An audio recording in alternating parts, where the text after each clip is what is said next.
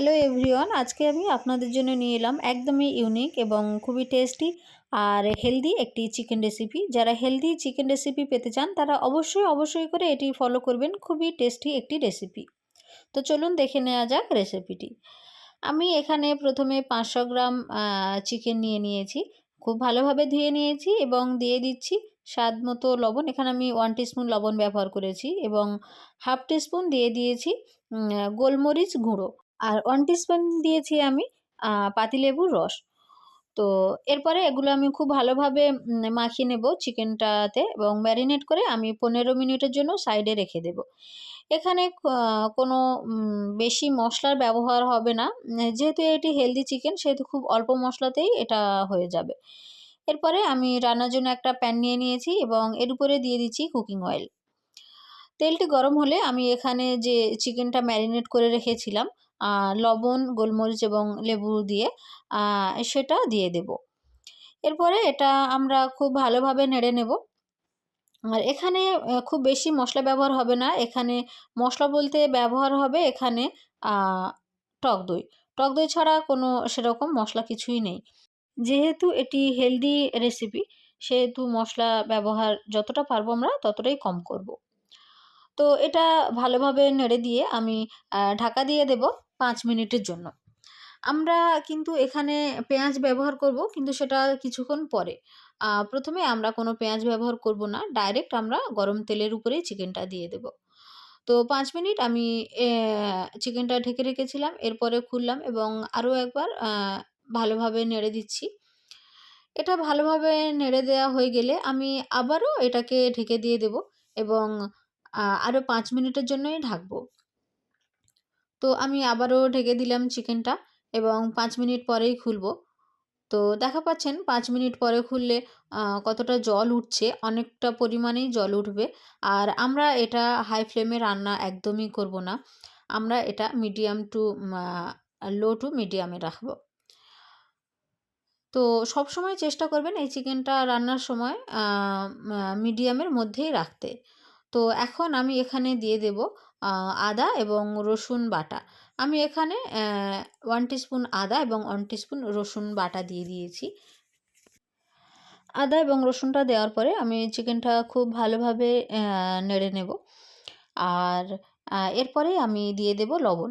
এখানে আপনারা নিজেদের স্বাদ মতো লবণ দেবেন এবং আমি এখানে খুব অল্প পরিমাণেই হলুদ ব্যবহার করছি। আপনারা চাইলে হলুদটা স্কিপ করতে পারেন। কেননা এখানে হলুদ দেওয়ার খুব একটা প্রয়োজন নেই।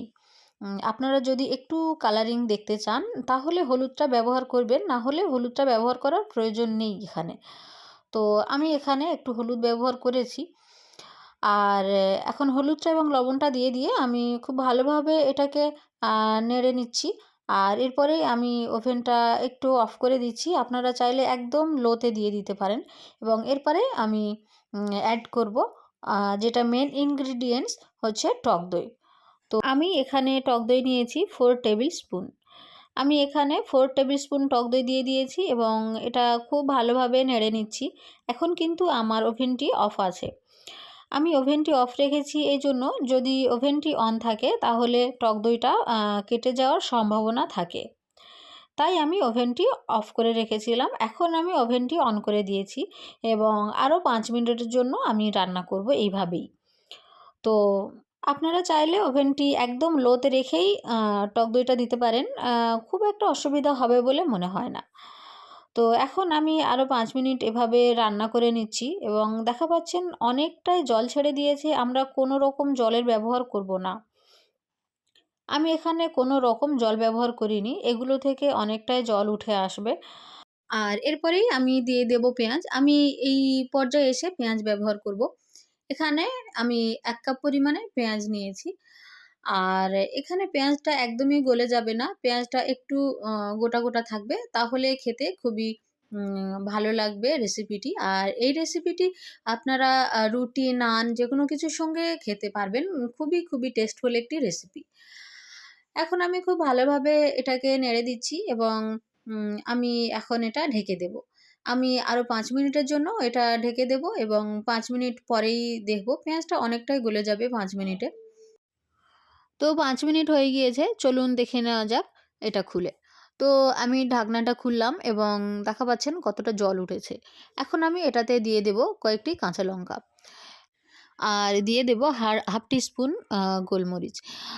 গোলমরিচটা আমি এখানে অবশ্যই ব্যবহার করব। আর আপনারা সবাই অবশ্যই এটা ব্যবহার করবেন। আপনারা যেহেতু এটা হেলদি চিকেন রেসিপি হচ্ছে। আর আপনারা যারাই গোলমরিচ খান তারা তো এর উপকারিতা এবং টেস্ট অবশ্যই জানবেন। আর অবশ্যই করে এটা ব্যবহার করবেন। তা না হলে কিন্তু আসল স্বাদটা পাবেন না। তো গোলমরিচ এবং কাঁচা লঙ্কা দেওয়ার পরে আমি এটা খুব ভালোভাবে কষে নেব এবং আরও ৫ মিনিটের জন্য ঢাকা দিয়ে দেব। আর আমরা এটাতে কোনো এক্সট্রা জল ব্যবহার করব না। যেহেতু আমরা এটা লো টু মিডিয়াম ফ্লেমে রান্না করছি, সেহেতু এটা থেকে অনেকটা জল উঠবে এবং এই জলেই আমাদের রান্না হয়ে যাবে। ৫ মিনিট পর ঢাকাটা খুলে আমরা খুব ভালোভাবে এটা কষে নিয়েছি। আর এবার এটাতে আমরা দিয়ে দেব আমাদের লাস্ট ইনগ্রিডিয়েন্টস ধনিয়া পাতা।